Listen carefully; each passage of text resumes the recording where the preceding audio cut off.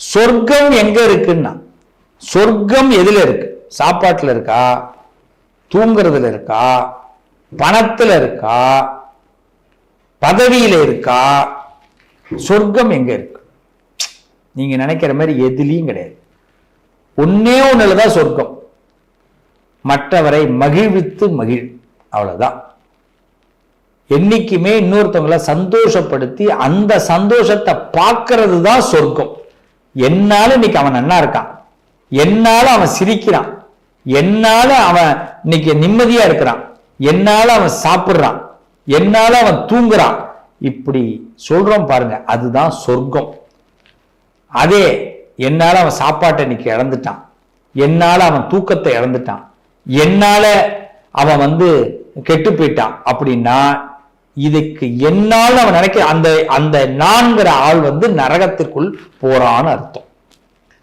ஒரு மனுஷனுடைய பிறப்புல நம்மளால ஒருத்தனுடைய சாப்பாடுக்கு கஷ்டம் வரக்கூடாது, நம்மளால அவனுடைய தூக்கத்துக்கு கஷ்டம் வரக்கூடாது. அதனாலதான் நான் சொல்லுவேன், இந்த மத்தியான நேரத்துல தூங்குவா சில இடத்துலலாம், போய் காலிங் பெல் அடிச்சு எழுப்பக்கூடாது. ராத்திரியில தூங்குறவாளை காலிங் பெல் அடிச்சு எழுப்பக்கூடாது. ரொம்ப முக்கியமா இருந்தா இன்னைக்கெல்லாம் போன் வந்துருச்சு, மெசேஜ் பண்ணலாம்.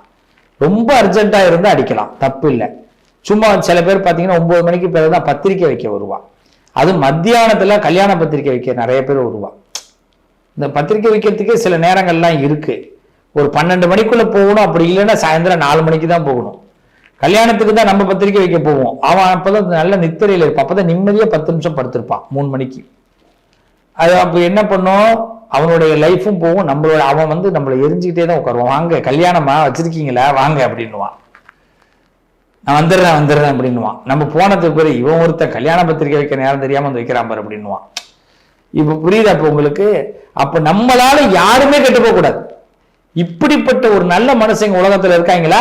நீங்க நினைக்கிறது எனக்கு கரெக்ட். துளாராசி, துளாராசியில பிறந்தவர்கள் நிச்சயமாக மற்றவர்களை சந்தோஷப்படுத்தி பார்க்கக்கூடியவர்கள். மற்றவர்களை அதுதான் அவங்களுக்கு சொர்க்கம். மற்றவங்களை சங்கடப்படுத்தி வேதனைப்படுத்தி பார்ப்பவர்கள் கிடையாது. ஆனா அதே துளாராசிக்காரர்கள் கொஞ்சம் வார்த்தைகளை விடுவாங்க. ஆனா வார்த்தைகளை விடுறதுலையும், ஒரு வாத்தியார் வார்த்தையை விடுறாருன்னா வாத்தியார் கெட்டவரா? ஹெட்மாஸ்டர் மட்டும் இல்லைன்னா பள்ளிக்கூடம் நல்லா இருக்குமா? ஒரு வாத்தியார் இல்லைன்னா மாணவன் நல்லா இருப்பானா? கொஞ்சம் யோசிச்சு பாருங்க. அப்ப வாத்தியாரா ஹெட்மாஸ்டரா இருக்கக்கூடியவர்கள் துளாராசிக்காரர்கள். அப்ப துளாராசிக்காரர்கள் ஒரு வார்த்தை சொன்னாலும் அது சொர்க்கத்திற்கான வழி, நரகத்திற்கு அவர்கள் என்னைக்குமே இட்டு செல்ல மாட்டார்கள். அப்படிப்பட்ட துளாராசிக்கு சனி பகவான் 6ஆம் வீட்டுக்கு வருகிறார். சுகவீன ஸ்தானம்னு பேர். 2 விஷயம் சொல்ல போறேன். எப்படி கன்னிக்கு 2 சொல்லணும், அதே மாதிரி துலாத்துக்கு 2. மற்றதெல்லாம் கேட்கலாம், என்னங்க மற்றவங்களுக்கெல்லாம் சிங்கிளா சொல்லிட்டு இதுங்களுக்கு மட்டும் 2 தெரிஞ்சவங்களா அப்படின்னு கேட்கலாம். இல்ல, சொல்ல வேண்டிய இடம் சொல்லணும். சுகம் வீணம் 2 வார்த்தை வருது, கவனிச்சிங்களா? அதான் முக்கியம். சுகம் இருக்கு. இப்ப சனியினால் சுகம் கிடைக்க போகுது. ஆனா அந்த சுகத்துக்கு ஆப்பு வரத்துக்கு வாய்ப்பு உண்டு. இப்ப எச்சரிக்கையா இருக்கணும். என்னங்க இப்படி சொல்லி அப்படி சொல்றீங்களே? அதான் நான் சொல்லிட்டேனே, மற்றவர்களை வாழ்வித்து வாழக்கூடிய அந்த மனம் படைத்த இந்த துளாராசி சுகம்னா ஃபர்ஸ்ட் கடன் அடை. ஏகப்பட்ட கடன். சில பேருக்கு பெத்த கடன் இருக்கும். எங்க அப்பாவுக்கு என் கடனை எப்படியாவது அடைச்சிடணும், எங்க அம்மாவுக்கு எப்படியாவது இந்த கடனை அடைச்சிடணும், எங்க அண்ணனுக்கு எப்படியாவது இந்த கடனை அடைச்சிடணும். பணக்கடன் இல்லை, பாசக்கடன், இதெல்லாம் பிறந்த கடன். இந்த கடன் எல்லாம் இப்ப அடைக்கிறதுக்கு முயற்சி பண்ணுவீங்க, அது நடக்கும். ஒரு உறவு கூட விலகக்கூடாது, ஒரு உறவு கூட பிரியக்கூடாதுங்கிறதுல நேர்த்தியா இருப்பீங்க. இதுவும் ஒரு கடன். என்ன பண்றது? கடன்பட்ட மனசு நம்ம வாழ்க்கையில. அப்படி இந்த கடனை அடைப்பீங்க. இது ஒரு பக்கம். அது மாதிரி பணக்கடன். யாருக்காவது பணம் வாங்கியிருந்தோம் அப்படின்னா அந்த பணத்தை எப்படியாவது அடைக்கணும்.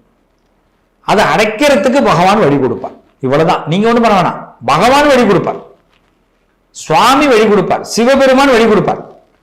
இந்த சுவாமி சிவபெருமான் ஏதோ ஒரு ரூபத்துல குரு தட்சிணாமூர்த்தியாக உங்க பக்கத்துல இருந்து நல்ல ஞானத்தை கொடுத்து தென்முக கடவுள் உங்களை தேயாம காப்பாற்றுவார்.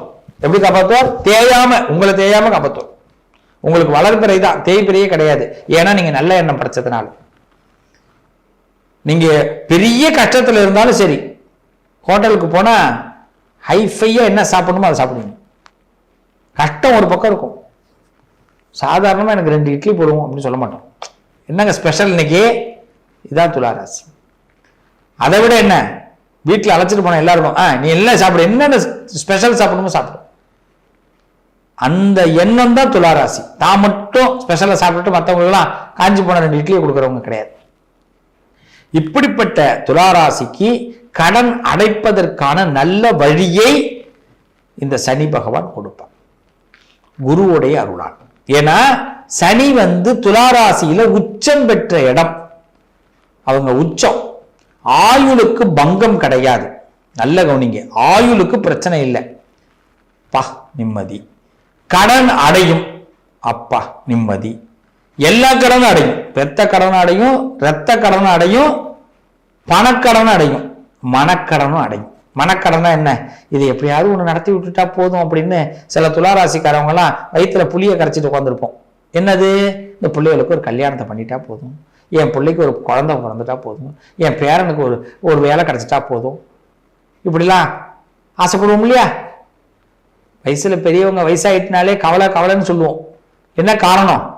ஆசை. அதுவும் நம்மளை பத்தி ஆசை இல்லை, நம்ம குடும்பத்தை பத்தி ஆசை. ஆனா அதுங்க நம்மளை திரும்பியே பார்க்காது.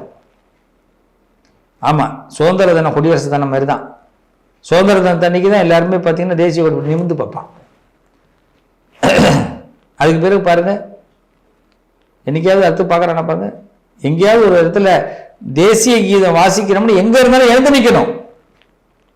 தேசிய கொடியை சாமியை போய் பார்க்கும்போது, கோயிலை பார்க்கும்போது எப்படி நம்ம வணங்கிட்டு போறோமோ, ஒரு தேசிய கொடி ஒரு இடத்துல பார்த்தா அப்படி வணங்கணும், தப்பு இல்லை. இந்த தேசம் இன்னைக்கு நமக்கு நல்லா சுதந்திரமா இருக்கிறதுனால, சுதந்திரம் கொடுத்ததுனால தான் நாம இன்னைக்கு நிம்மதியா வண்டியில போயிட்டு இருக்கிறோம் இல்லையா? அப்ப தேசிய கொடியை நம்ம வணங்கணும், எங்க இருந்தாலும் வணங்கணும். ஆனா நம்ம என்ன பண்றோம், எல்லாரும் குடியரசு தினம் சுதந்திர தினத்துக்கு தான் வணங்குவோம். அதுவும் வணங்குறது கிடையாது, அது ஒரு பக்கம் நடந்துகிட்டு இருக்கு. நம்ம சில பேர் இப்பெல்லாம் போகணும், கூப்பிட்டுட்டாங்க, என்ன பண்றது அப்படின்னு அதுதான் சொல்லுவாங்க. பள்ளிக்கூடத்துல எல்லாம் லீவு நாள்லயும் சுதந்திர தினத்துக்கு குடியரசு தினத்துக்கு வர சொல்லுவாங்க. ஏன்னா பிள்ளைகளுக்கு சுதந்திர தாகத்தை சொல்லிக் கொடுக்கிறது, குடியரசு அடைஞ்சதோடைய நிலைப்பாடை சொல்லிக் கொடுப்பது, தேசத்தை பத்தி நமக்குள்ள ரத்தத்துல ஊட்டணும். அதான் உண்மை. சரி, இது அதுக்கு அடுத்தது வருவோம்.